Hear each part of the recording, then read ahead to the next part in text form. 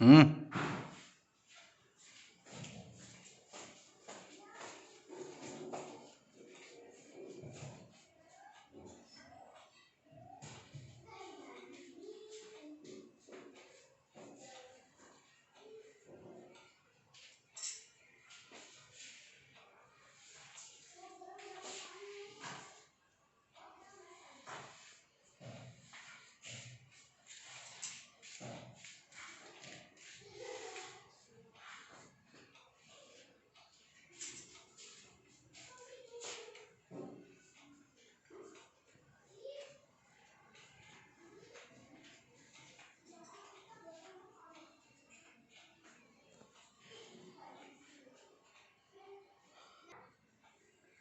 नमस्कार स्टूडेंट्स, आज की video number 4 Amit commerce point lesson number 8 general CBSE RBSE दोनों के लिए।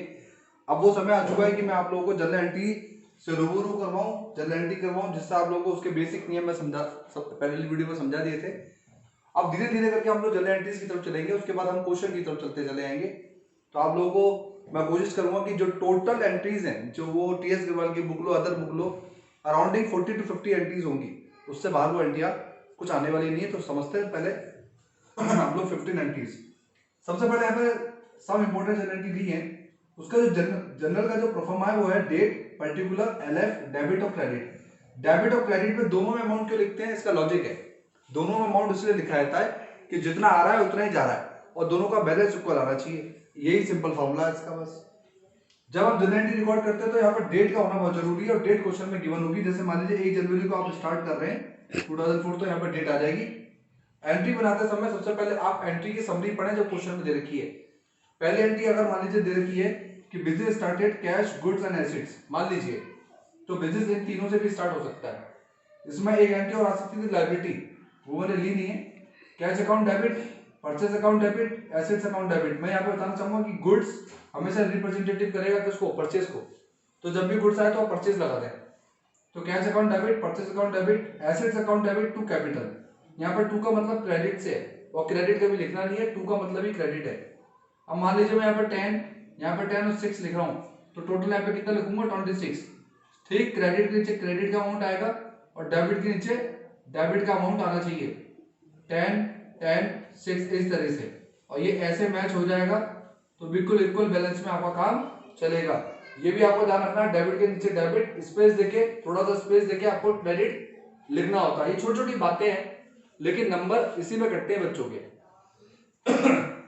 जब पूरी एंट्री करते तो एक आप नरेशन लिखने के बाद उसके आगे बिग लगाएं। बिग का मतलब होता है कि नरेशन में आप बिग लगा के स्टार्ट करें और इस ब्रैकेट को इस तरह से क्लोज अप कर दें और नेक्स्ट एंट्री फिर बनाएं। अब नेक्स्ट एंट्री है purchase goods for cash and Sita. मैंने यहाँ पे दिखाया कि यहाँ पे तीनों चीज डेबिट हुई है, क्योंकि जब भी कोई चीज इंक्रीज होती है डेबिट होगी और जो चीज लायबिलिटी बढ़ती है तो क्रेडिट होती है। यहाँ पे नेक्स्ट एंट्री है purchase goods for cash and Sita. यहाँ पर कंपाउंड एंट्री कह सकते हैं इसको। ये भी आपको समझ में नहीं आएगा लेकिन जॉइंट एंट्री है। कंपाउंड एंट्री की वीडियो जब बनाऊंगा तो समझाऊंगा। परचेज अकाउंट डेबिट, यानी कि यहाँ पर परचेज कर रहे हैं गुड्स दो तरीके से, एक तो नगद में और एक उधार में। तो जब कैश में करेंगे तो कैश डिक्रीज होगा और जब क्रेडिट में करेंगे तो हमारी लायबिलिटी बढ़ जाएंगी।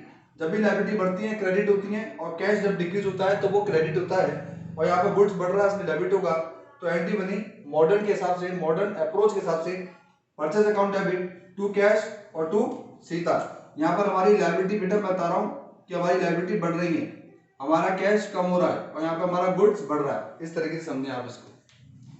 नेक्स्ट एंट्री है goods sold for cash and credit. यदि मैंने कोई माल बेचा है, वो दो तरीके से बेचा है, कैश और क्रेडिट, तो एंट्री क्या बनेगी, गुड्स कम हो रहा है तो सेल्स क्रेडिट हो जाएगी, हमारा कैश बढ़ रहा है इसलिए डेबिट हो जाएगा, हमारे डेबिटर्स मतलब हमारी एसेट्स बढ़ रही हैं तो cash account debit, debtor account debit to sales account. इस तरीके से तीन एंट्री आपने सीखी। नेक्स्ट एंट्री है कैश डिपॉजिट इनटू बैंक, यानी कि आप कैश कहां डिपॉजिट करा रहे हैं बच्चों, बैंक में। तो बैंक का बैलेंस बढ़ जाएगा, बैंक की हमारी एसेट्स है और कैश हमारा कम हो रहा है, कैश भी हमारी एसेट्स है। तो एक कम हो रहा है क्रेडिट कर दो, एक बढ़ रहा है डेबिट कर दो। Bank account debit to cash account. आप समझते हैं कि अगर हम परचेज कर रहे हैं एसेट्स तो बेटा उसमें एंट्री क्या होगी, एसेट्स में परचेज आप दो तरीके से कर सकते हैं, एक तो कैश और एक क्रेडिट। जब कैश करेंगे तो कैश कम होगा और एसेट्स बढ़ेगी, तो assets account debit to cash.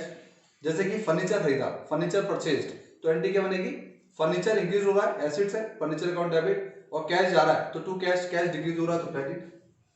Purchase return, purchase return की एंट्री देखो कस्टमर के क्रेडिटर के द्वारा होगी तो एंट्री क्या बनेगी, creditor account debit to purchase return. मैं दिखाना चाहूंगा, यहाँ देखें कि आपने जो परचेज किया था यहाँ पर सीधा क्या था, क्रेडिटर है, कोई रीजन से अगर माल लौटा रही है तो creditor account debit to purchase return. Next sales return, sales return में डेबिटर आपके सामने एंट्री हुई थी सोल्ड की, तो यहाँ पे डेबिटर अगर कोई माल लौटा रहा है तो sales return account debit to debtors account. तो सेल्स रिटर्न का नेचर डेबिट है और परचेज रिटर्न का नेचर क्रेडिट है, ठीक है। कोई भी नॉमिनल एक्सपेंस हो जाए, नॉमिनल एक्सपेंस में भी हमें पहचानना होता है कि एक्सपेंस दो टाइप के होते हैं, डायरेक्ट एक्सपेंस और indirect expense. Direct expense, indirect expense की वीडियो जब बनाऊंगा तब बताऊंगा, अभी आपको इतना समझना है कि कोई भी फर्म में अगर डायरेक्ट एक्सपेंस इनडायरेक्ट हो रहे हैं तो उनको डेबिट कर दो, क्योंकि एक्सपेंस ऑलवेज डेबिट। तो जैसे rent paid, salary paid, wages paid, उसमें एक्सपेंसेस अकाउंट आ जाएगा डेबिट, और टू कैश, कैश डिक्रीज हो रहा है और एक्सपेंसेस बढ़ रहे हैं तो एक्सपेंसेस हमारे लिए खर्चा है इसलिए डेबिट कर देंगे टू कैश। नेक्स्ट एंट्री आ रही है हमारी 9th, इनकम और रेवेन्यू। ध्यान रखें फर्म के लिए इनकम और रेवेन्यू हमेशा ध्यान रखना, जब बढ़ेंगे तो क्रेडिट होंगे। तो cash account debit to income revenue, commission receive, rent receive, discount receive, any types of receives and income हमेशा क्रेडिट करेंगे आप। कैश अकाउंट, कैश बढ़ रहा है debit to income receive credit. Next है कैश रिसीव्ड फ्रॉम डेबिटर, यदि debtor से हमें पैसा मिला है बाद में तो हमारा कैश बढ़ रहा है, चेक मिला है तो बैंक बढ़ रहा है, कैश अकाउंट डेबिट, और चेक है तो bank account debit to debtors account, debtors हमारे कम हो रहे हैं। Cash paid to Geeta, Geeta मतलब क्रेडिटर, तो Geeta account debit to cash, paid करने पे कैश डिक्रीज होता है और लायबिलिटी हमारी कम हो रही है, लायबिलिटी बढ़ती है तो डेबिट और लायबिलिटी कम होती है तो डेबिट करेंगे और लायबिलिटी बढ़ने पर क्रेडिट करेंगे। ये एंट्री आपको आई होप समझ में आ रही होंगी। और अब हम चलते हैं कुछ रिप्रेजेंटेटिव एंट्रीज की तरफ। रिप्रेजेंटेटिव एंट्री चार होती हैं, पहली होती है प्रीपेड, दूसरी होती है आपके एक्रूड, आउटस्टैंडिंग और अनअर्न्ड। इनकम रेवेन्यू के ऊपर हम लोग बात करेंगे तो cash account debit to income received, ये मैंने बता दिया था। अब हमारी रिप्रेजेंटेटिव एंट्री है पहली prepaid. What is prepaid expense, ये आपको बेस ऑफ अकाउंटिंग में मैंने सिखाया, पहले की वीडियो आप देख सकते हैं जो मैंने डाउनलोड कर दी है।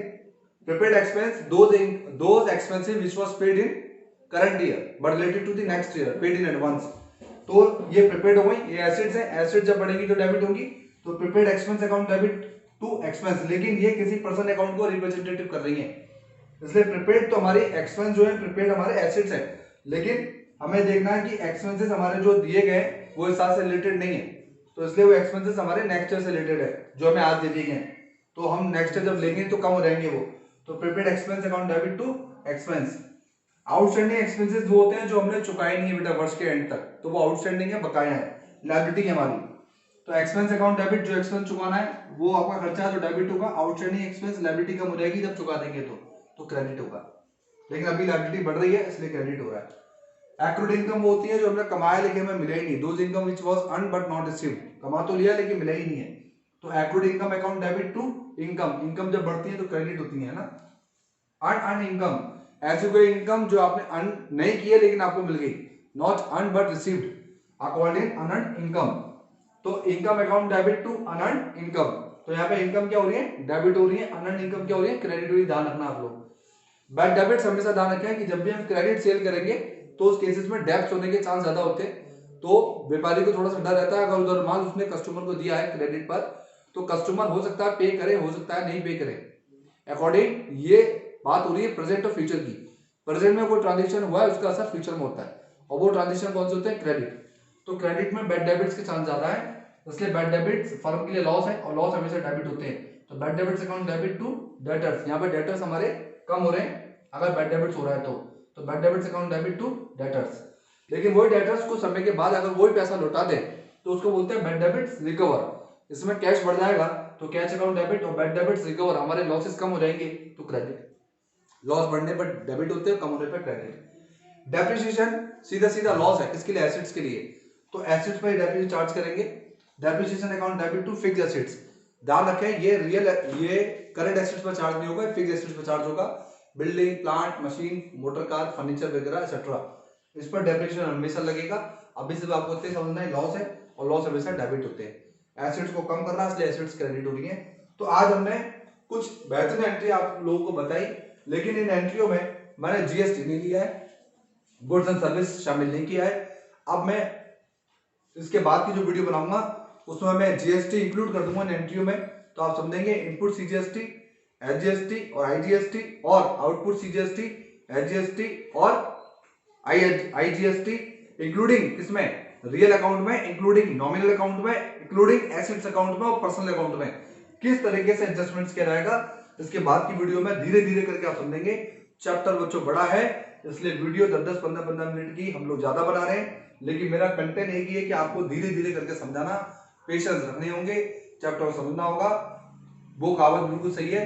लास्ट बात कहूंगा फिर वीडियो समाप्त करेंगे कि जब भी तेज हवाएं चलती हैं तो उस तेज हवाओं में पत्ते बहुत ज्यादा पेड़ों से उखड़ जाते हैं और नीचे जमीन पर गिर जाते हैं, लेकिन मजबूती के साथ वही पत्ते रहते हैं जो पत्ते मजबूती के साथ पेड़ के साथ खड़े रहते हैं। तो मेरा मानना यही है, अगर चैप्टर को आप ढंग से समझ लोगे तो चैप्टर कभी भी आपके दिमाग से नहीं निकलेगा। उन बच्चों के दिमाग से चैप्टर जल्दी निकल जाते हैं जो बेसिक कंटेंट पे काम नहीं करते हैं। मेरा मकसद आपको एंट्री के साथ बेसिक समझाना है। वीडियो पसंद आ रही है तो लाइक, शेयर, सब्सक्राइब और बेल बटन को बजाना ना भूलें। और अगर वीडियो पसंद नहीं आ रही तो बिल्कुल शेयर ना करें, और अगर पसंद आ रही है तो बिल्कुल सीबीएसई बच्चों को शेयर करें। नेक्स्ट वीडियो बहुत जल्दी मिलेंगे, तब तक के लिए थैंक यू, धन्यवाद वेरी मच।